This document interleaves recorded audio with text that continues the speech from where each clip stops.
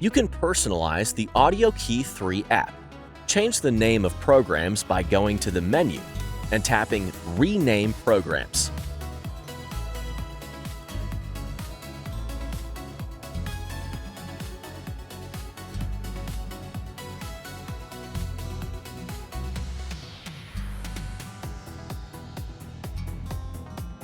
By going to the menu and tapping Adjust Order, you can change the order of settings or leave settings out.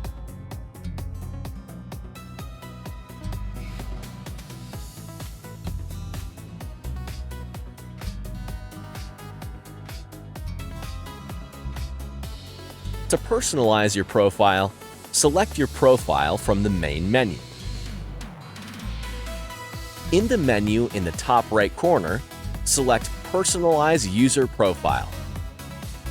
Here, you can add or change your personal details, such as name, date of birth, and your contact details.